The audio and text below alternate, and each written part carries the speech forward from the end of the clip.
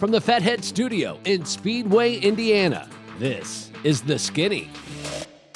Oh, there you are, sweet Jesus. Come back to Papa. The highs and lows, are just can be pretty brutal, that place. But, I think that's what is so fun about it is the challenges. I saw Will Power smack the wall out of 4 with 10 to go. He's still going. Dixon? No. Connor. Oh, Connor, yeah. Yeah, welcome back to the show. Yeah, Connor, and, you got to pick a direction, pal, and I'll stick with you. Oh, I don't know. You lose track about halfway through. I go to move one, it's full of methanol. Both of them are full of methanol. Big bang. I turn around and the glasses are smoking. And he goes, whoa, good thing you gave me those, right? I'm Scott Dixon. I'm Antron Brown. Hey, I'm Ron Cap. I'm Connor Daly. I'm James Hinchcliffe. I'm Corey Reed. And I'm Joey Gladstone, and this is The Skinny. Welcome, ladies and gentlemen, to Crandon International Raceway. Another edition here of The Skinny coming to you from the Big House. I'm Ken Stout. Speaking of the Big House, that's the big man right there, Rico Elmore, and we have Mr. Tanner Foust on the set with us here today. If you're not familiar with him, well, how about a rally driver, drift driver, ice racing, time attack, hill climb, rallycross, stunt car driver, and when he's not doing that, he's a pretty good TV host as well. A busy man, and you're out here and you're racing at the Big House. Thanks for having me. Appreciate it. Yeah, pretty cool stuff, man. What an amazing career you've had all along the way.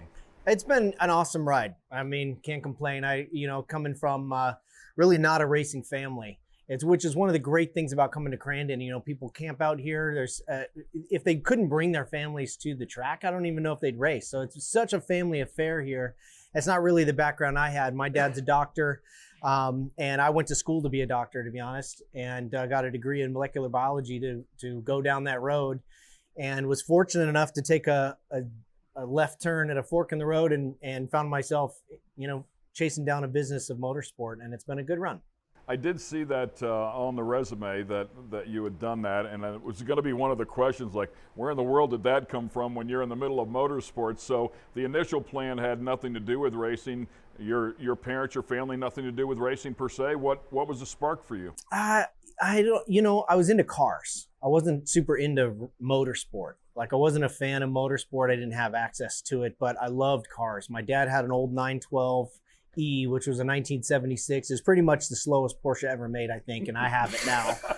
But it's yellow, and it was he lived in Denver, and I remember when I was 5 years old, we were going from Colorado Boulevard to Hampton. It was a right turn, a nice sweeping second gear right. I remember hearing the tires squeal around the corner one time while I'm sitting in these sheepskin, seats, and had no idea what the hell that sound was, what the feeling was. It was awesome.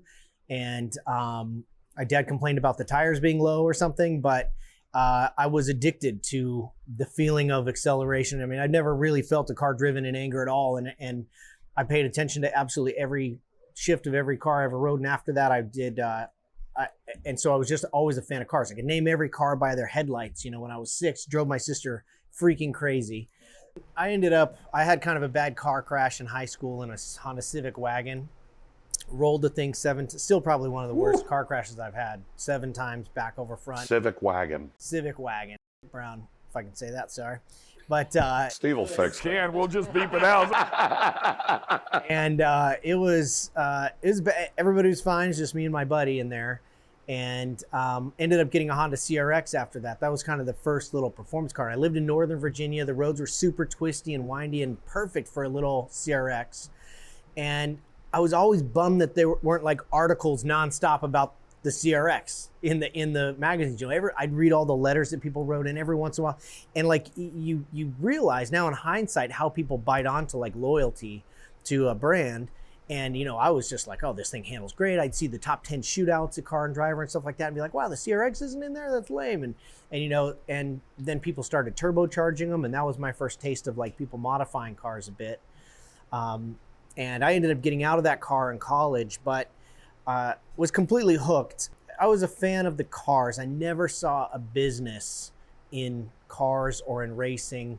I kind of thought maybe being an engineer was a good idea, and then I could maybe, you imagine that guy in the lab coat holding the stick with the smoke coming out in the wind tunnel, and with the vortices going over the rearview mirror, and I thought, okay, I'm going to go down that road. And so I studied engineering and I worked my way right out of that program in the first year, skied like 50 days, and it just flooded my dorm. I had to move out of my dorm, swinging a hockey stick in the hallway. There's a lot of stuff that went on that wasn't conducive to being an engineer. Yeah. It was the right idea, just the wrong time, right? Yeah, I just hadn't grown up, I think, enough. I was a very young 18-year-old, I think.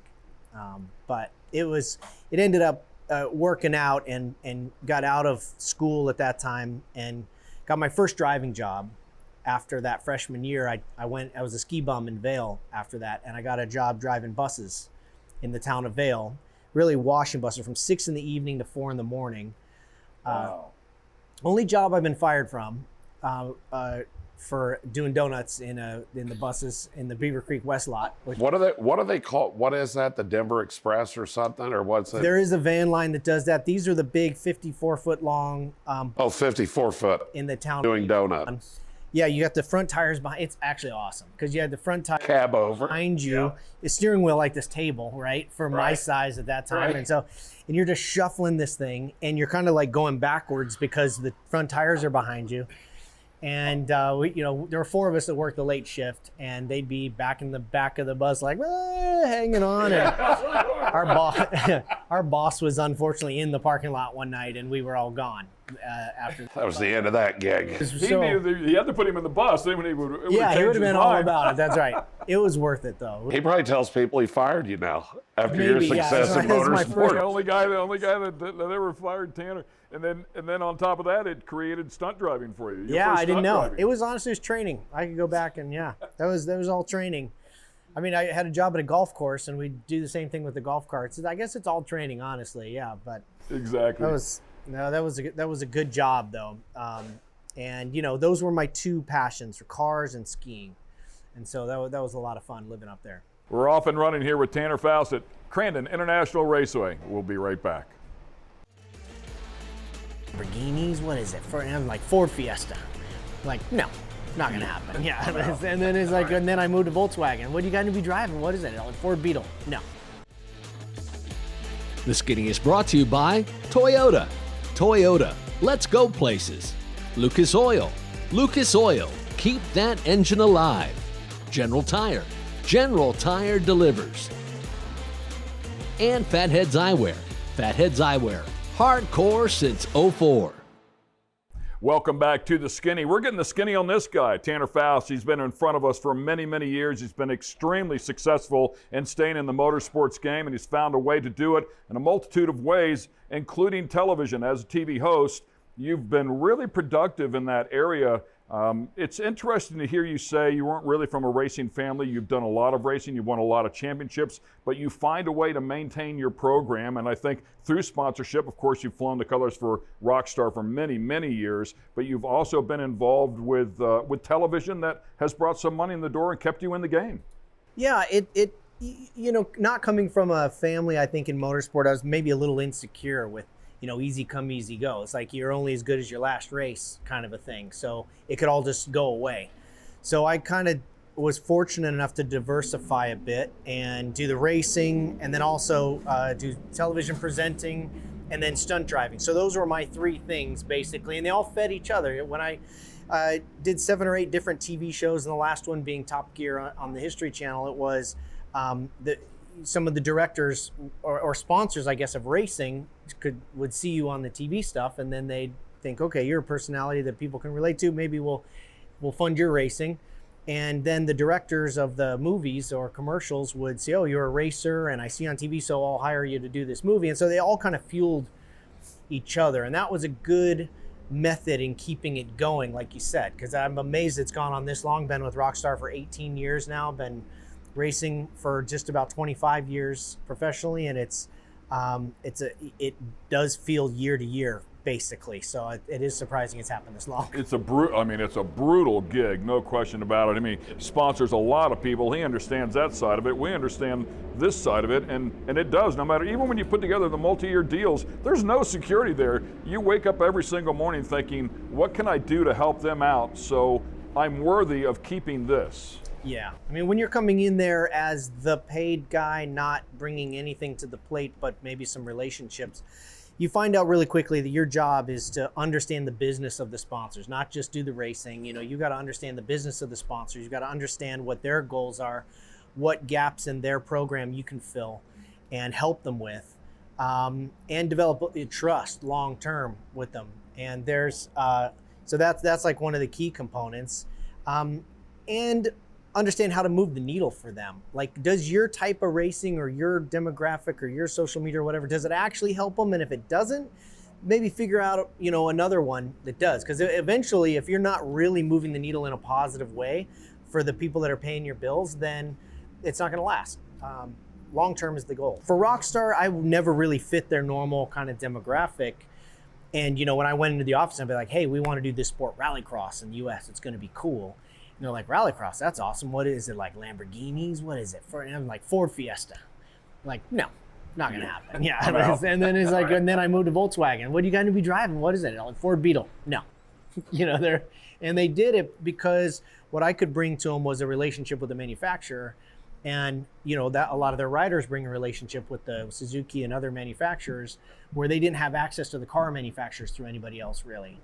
And so, you got to sort of figure out how you can bring value and lock that in. And now what we do, I do Extreme E, which is an electric truck racing with McLaren. And that's a brand that, Rockstar really would never have a tie-in with.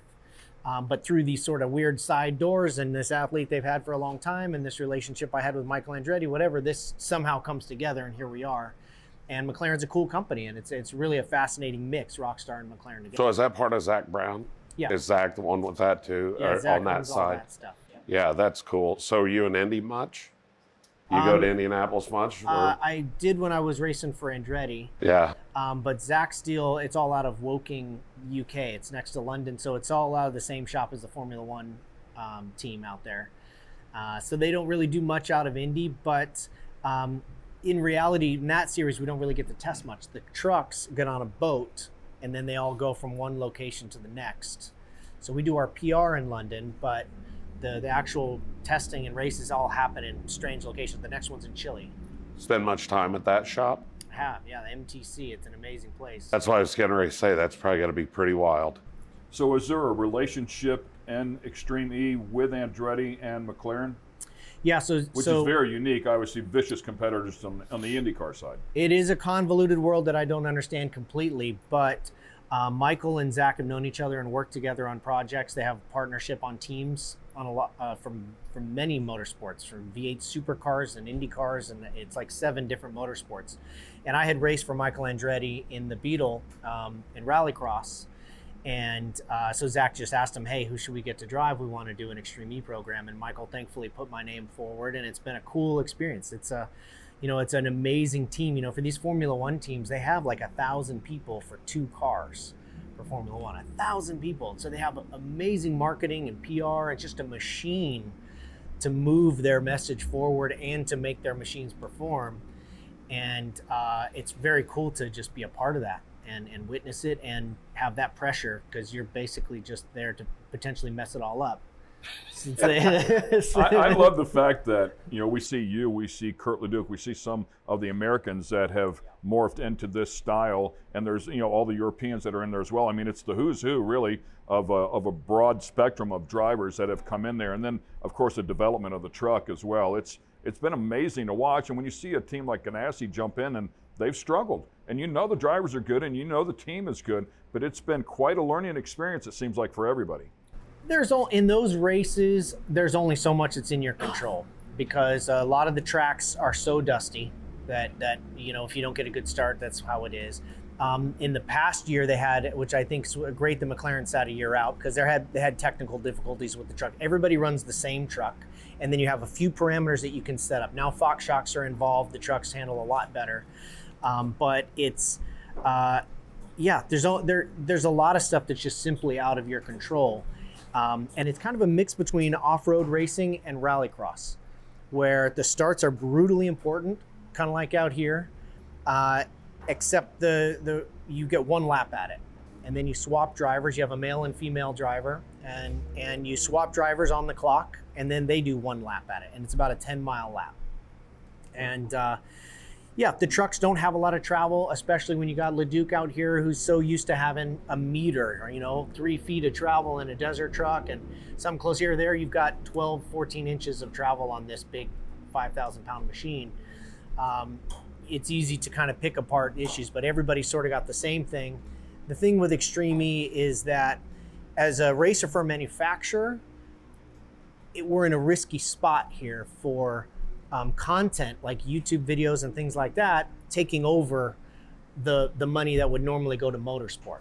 It's a lot easier for a manufacturer to go out and make content and tell their story that way than to potentially get beat on the track when they are really going to be driving, they're pitching electric cars. The motors are all virtually the same. It's really about battery technology, connectivity. They're not showing off suspensions and stuff. So that's the biggest competitor to the future of, I think, manufacturer-sponsored motorsport is just online content. So if you can make the series compelling and do it in a way that shows sustainability and good stuff like that, that's not like, every motorsport. I'm just saying some specific motorsports, then you can maybe have a future for motorsport with manufacturer money. What's it like to fly a car in excess of 300 feet? We're going to ask him when we come back. Claim for that nice spin that it did at the end with the logo matching up to the camera and everything. But I was going to say, I mean, you just ruined it for me. Because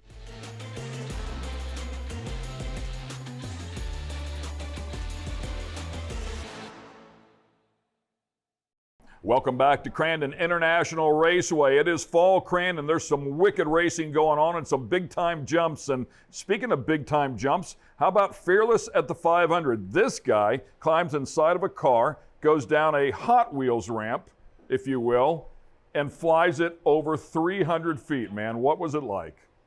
I didn't think it was going to happen, honestly. Somebody had mentioned the idea, and Hot Wheels, of course, is this epic company, and they come up with crazy ideas, and they're like, we want to do this big jump. It's going to be like Toys for real. It's like, hey, if that really happens, I'd love to be a part of it. And it sort of progressed on. I didn't hear much about it, and then it turned into an engineering drawing and looked insane. It's like, okay, well, sure, if this happens, I'd love to be a part of it. And then next thing you know, it's like, okay, Indy 500 is where it's going to be. We're going to go do some testing. It's like, all right, well, let's just, I'm in for the testing. We'll see if it happens. And we get out there and we just start testing the jump. And at this point now, I'm getting nervous. I'd watched Greaves had the record at the time of about 300 feet, which is a freaking long way. Oh, yeah. And, but they don't want to do it like down a hill like that. They want to do it on just up. So big airtime ramp up and then a landing ramp. Greaves had a nice landing, and Greaves had a lot of knowledge and technology when it came to dampers. And I'd never been in one of these trucks before, so I wasn't. And it was essentially a Pro 2 truck that we ran. And really, with a car, like a car body on it, right? Yeah, and I mean that was the cool thing is Hot Wheels was like, hey, do your testing, change some aero, figure out some things that you like because we can make any body you want, and then we'll just make a toy of it. So it doesn't have to be married to any manufacturer, shape, or whatever. But we found that the lower you brought the front end down, the bodywork on the front end, and the more you opened up the hood, the better it flew. And also the less speed you lost in the air. We had tons of data. And I came from a data racing background. We married up essentially with Jet Boat Billy Hammond, who went out and sourced some Pro 2 trucks. And so we kind of married the technical side with some of the off-road side. And made it work. We collected a huge amount of data on the speed, all the wind speed, every single run was all collected. We started off with a 165-foot That's jump. I was going to ask you what the progression was. It was a 165-foot jump, and that was all on dirt. And then we went to El Toro, which in Orange County, an old Marine base, and that's when they had the orange track. And so it was supposed to look like a Hot Wheels set, right? And then what they had was this huge landing ramp and then this takeoff ramp that they could just move back. And they would come up, they'd say, all right, let's try 90 miles an hour. You should land at exactly 192 feet. And they were always within a couple feet. If you nailed the mile an hour, so you develop this trust. And before you know it, you're just sizing it back, and it was like no problem. We learned a lot about dampening for the jump, using rebound in the rear to shape the way the truck flew. Learned a lot about riding the brakes a little bit to bring the nose down. It's not as effective as it is in a motorcycle, but The jump was 107 miles an hour, 600 pounds of wheel and tire spinning. So it was a lot of moment that you could stick into the chassis from the tires and twist it down.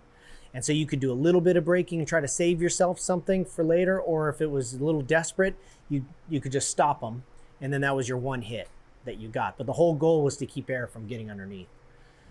It was a good time. I remember watching, I always thought Carl Renazetter was the best at it, and it seemed like in the Pro 2 truck was where it would excel for whatever reason. You would think even more so with Pro 4, so they could rotate all the wheels and tires, but he could really control the attitude of that truck and, like you say, set the nose, or much like in motorcycles, you know, if he wanted to carry it on a little further, maybe get in the gas a little bit, get some rotation going and that momentum going. It's amazing how much control you do have of the vehicle once you're inside of it, midair, if you will.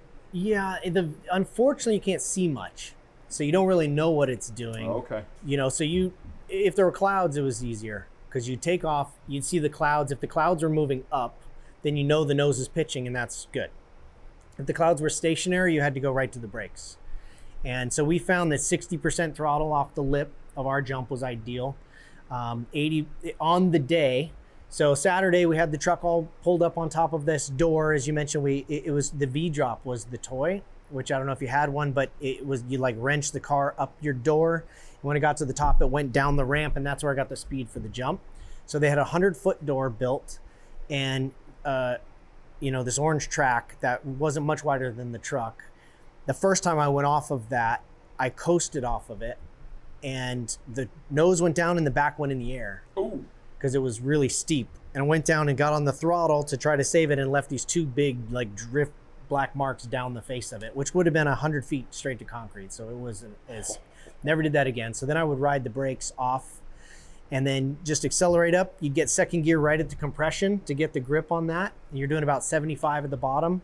And then third gear, you had a bailout. If you could see 100 miles an hour by the bailout, you're good. You needed 3 digits to clear the gap.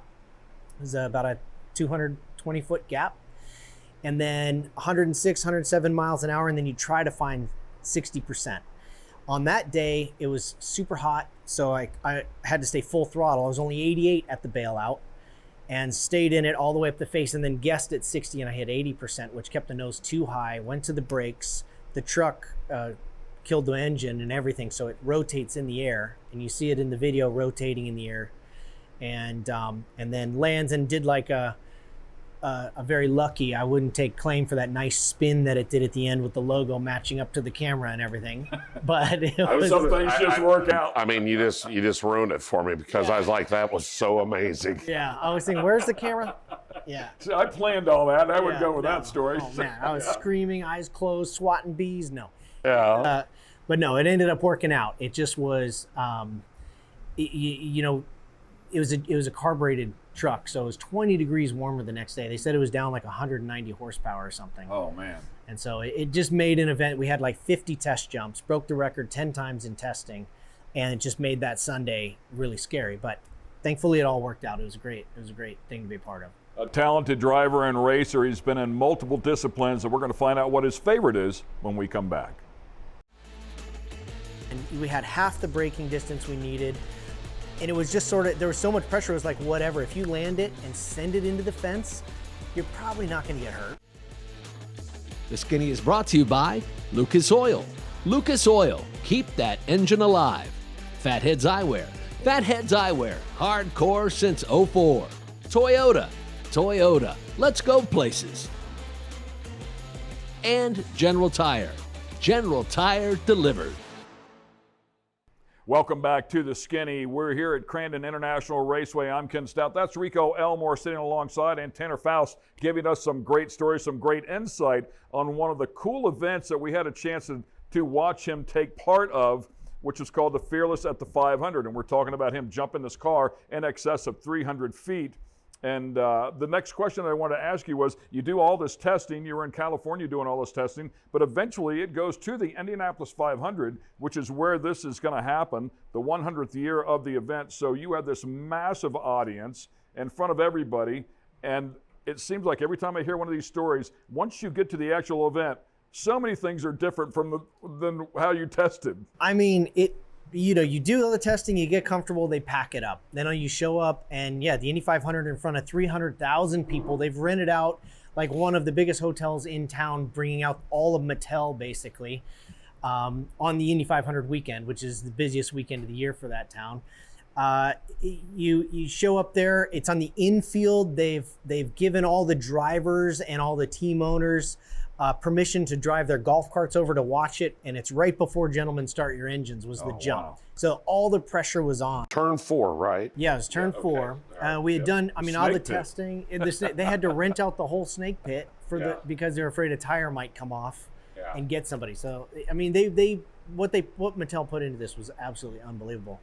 And then you get on the day and they're like, oh, it's supposed to be really warm. It's supposed to be really windy. It's all out of the parameters, but you got I mean, we're there.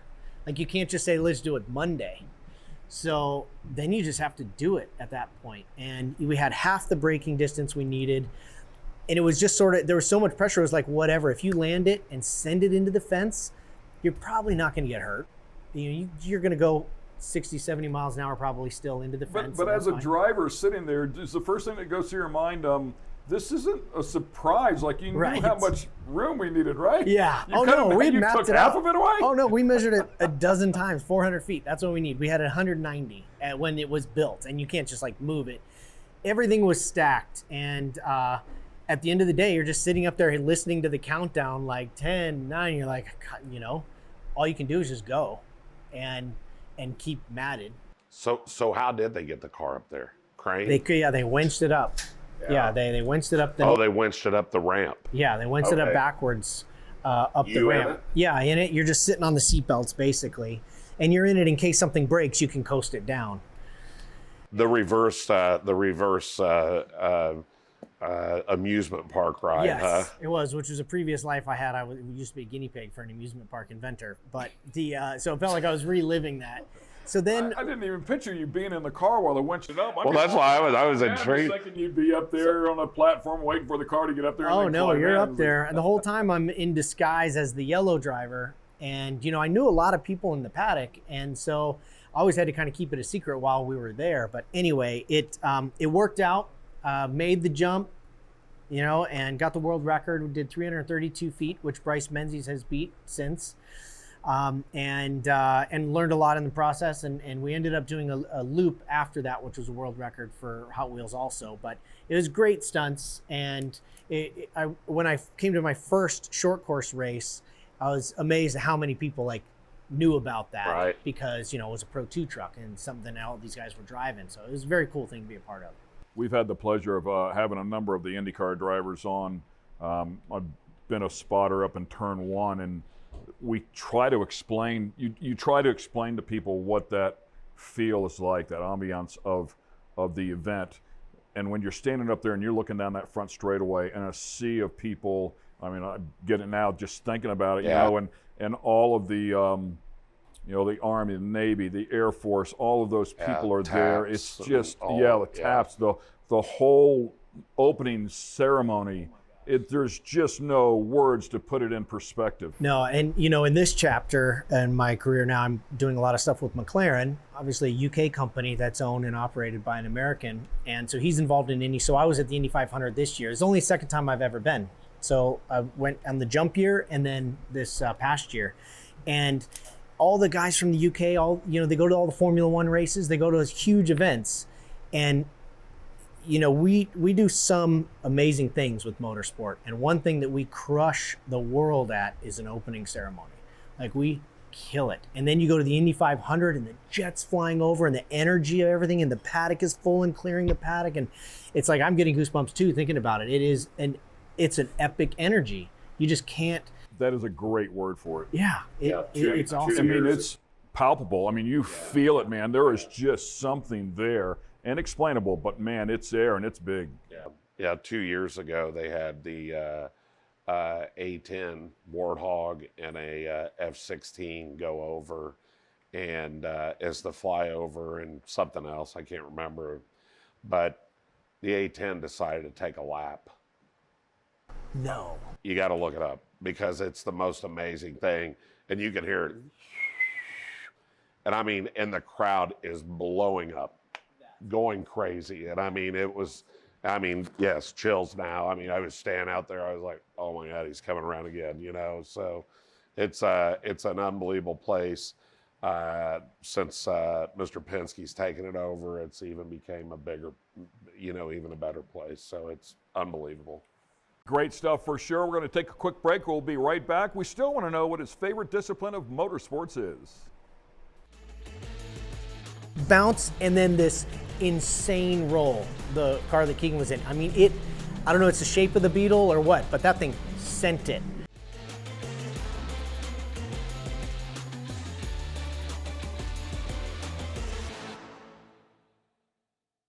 Once again, we welcome you back as we get the skinny on Tanner Foust. He's in the studio with us here, actually here on the facility racing at Crandon International Raceway. We'll see him inside of one of the Pro 2s. But first, I have to ask him about a race that he was in one night ago. It's called Class 11. They're bone stock VWs. He was actually leading. It was a Pro-Am, if you want to call it that. I didn't really want to call it a Pro-Am because what they're referring to as the AMs were the guys that might just be the pros inside of those cars. Yeah. And then they had a 5-minute segment in the middle where they climbed out and you guys climbed in, but you were able to lead that race for a while. But they're bone stock VWs, steel bodies, drum brakes, and they're a blast to watch. Oh, I wish I would have had a video of the walk around that the driver, mechanic, owner is giving you. He's like, okay, it's the brake pedal. Don't push it too hard because you can bend the arms on the, right at the drums.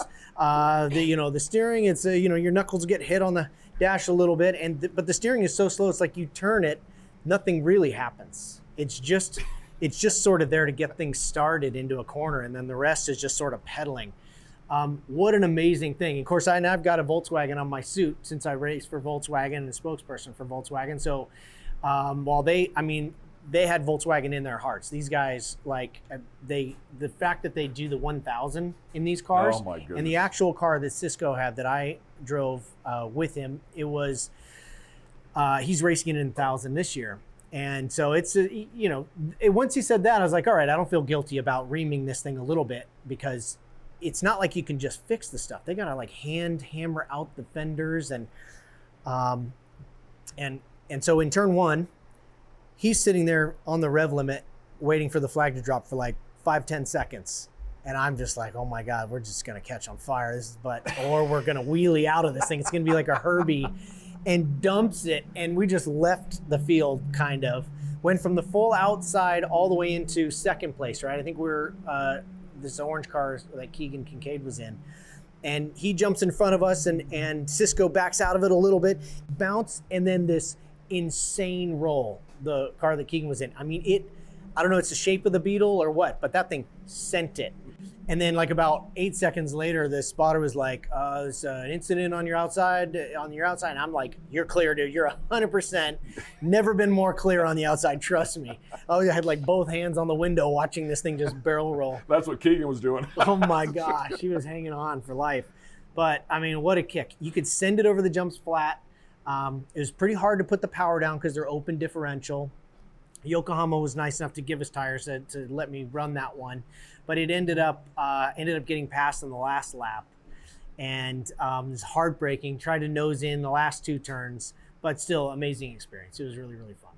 So how long have you had your pilot's license?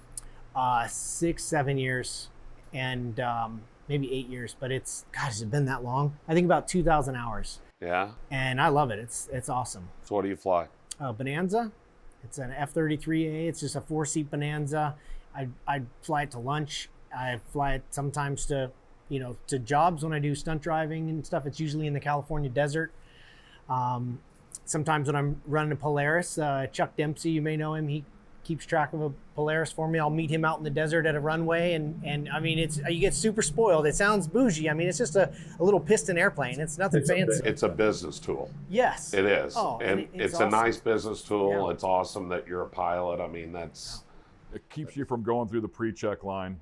That's for sure. That's for sure. And sitting on the 405. I mean, in traffic. But. Forrest Lucas told me one time, he said, you know what the best part about having this plane is? I said, getting there quicker. He goes, I can carry my pocket knife. I said, gotcha.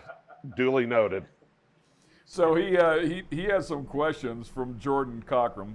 that he sent over as soon as we had you on here. No. And we've all been buddies, with the Rockstar people Yes. all along the way. They were so heavily involved in short course off-road as well. And Jordan's one of our friends for sure, a lifelong friend.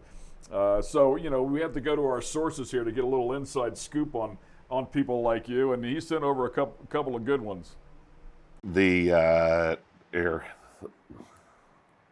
Yeah, we want to know about your knowledge on pheromones. Pheromones. Jordan. Exactly the response we were hoping for.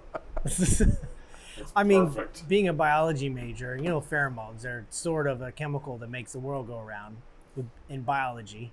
It's what lets, long time ago, now I'm happily engaged, which is amazing. But back when I was single, my philosophy was that everybody's looking for somebody that had chemistry with, and biology has given it to you. They can tell you have chemistry with pheromones. And so Jordan and I would discuss how to meet women, essentially, by smelling armpits.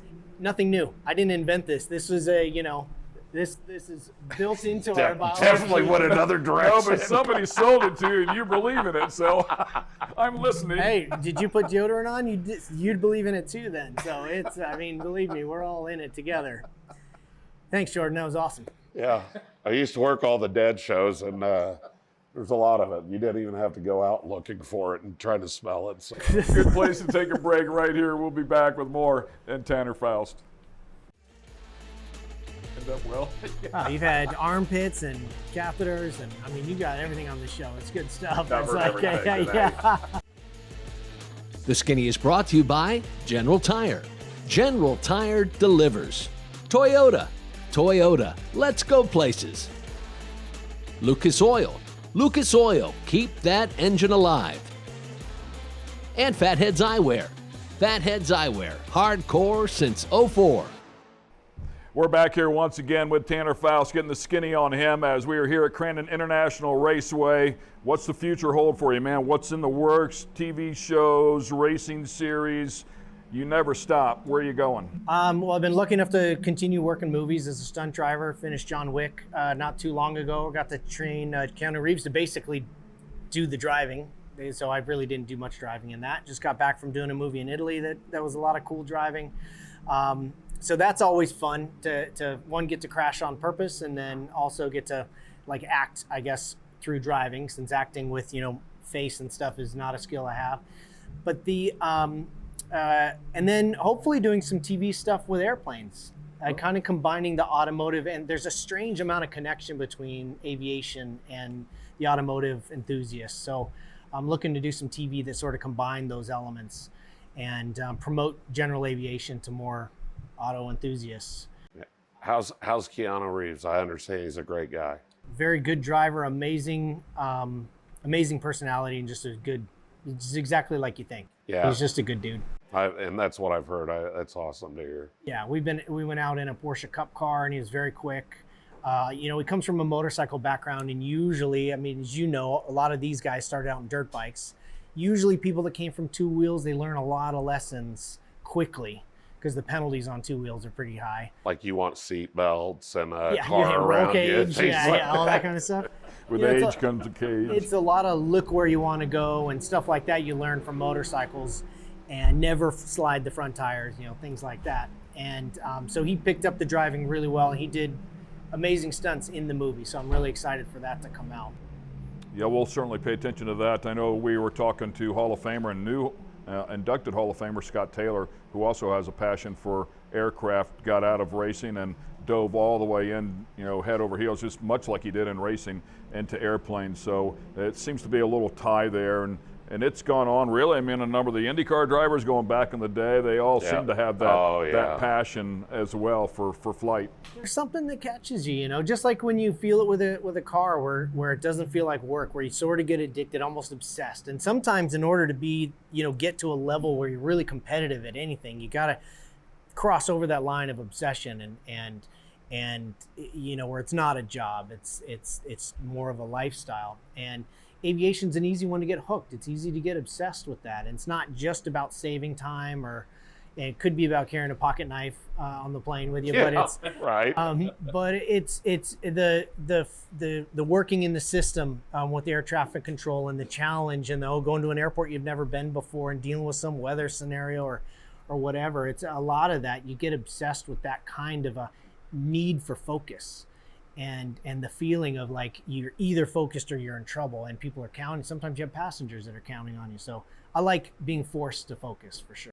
Yeah, it's interesting. I've flown right seat a number of times with Tony Stewart's pilot, and just setting up there listening to it. I mean, it's moving quick, and it's a definite, you're keeping your eye on her, listening to what they're saying, and drop altitude, climb, change course, whatever. And of course, I'm over there just talking to him. He's like, yeah. Clueless on everything. Yeah, I thought we were having a conversation here. I guess that all changed. Speaking of altitude, I see a patch on your shirt there, the 100th running of Pikes Peak. No cooler event in the country anywhere than that one. And another one that's run as long, I want to say the second longest running. Second oldest, yeah. To the 500, I think. So super cool event. I had the pleasure of covering that one time on top of the mountain. It was a long, long day. I mean, talk about feeling like you have a hangover, and I had nothing to drink at all, but the lack of oxygen up there was, it was a task for sure, but a very special event, I would think, especially for you growing up in the Denver, Colorado area. It is. It's something I always saw. It was probably one of the first races I heard about being anywhere near Denver. I never went with my family. The first time I went, I raced in a Wells Coyote, which if you remember, these were kind of like alcohol burning, kind of like a sprint car, but with a 3-speed and 800 horsepower, and they weighed about 1,600 pounds. They're little rocket ships up those things. First time I did it was in dirt. More recently, I've done it a few times paved, and it is a great race. It's really you against the mountain, you against gravity, against the elements. And yeah, so I was lucky enough to announce that last year. Hopefully do more racing in it. Yokohama sponsors it, so I get kind of a shoe in there. But I love working up Pikes Peak. It's like here where you don't know what the weather's going to bring. And this past year really dealt a tough blow, right? It was tough. I mean, it went from beautiful to fog and snow. And I mean, you literally, the stories are, if you go off of this turn, you have time to etch your name in the roll cage before you hit the ground. I met Travis Pastrana out there when they used to make rally stage, a full stage rally out of that race. And it's called Engineers. It's a little bit of a blind left-hander and one of the fastest straightaways, and I just missed it and got on the brakes, kind of endoed into a ditch, got stuck, high centered, got out of the car, and there's a Subaru hanging up in the woods, and went up there, and Travis had sent it so far over, like hit the other side of the ditch and flipped over, and he and his co-driver were sitting up there, and this is like 4 a.m. We had to watch, we were sitting out there for 3-4 hours. Hey, Tanner! Yeah, that's right. He does a lot of it. He does things to the extreme. When he was on the show, he was on a bag still, a catheter, and some other things from the last base jumping thing that he clearly told his wife he wasn't going to do again. Yes, that's right. Oh, gosh. It didn't end up well. You've had armpits and catheters, and I mean, you got everything on the show. It's good stuff. It's like, yeah.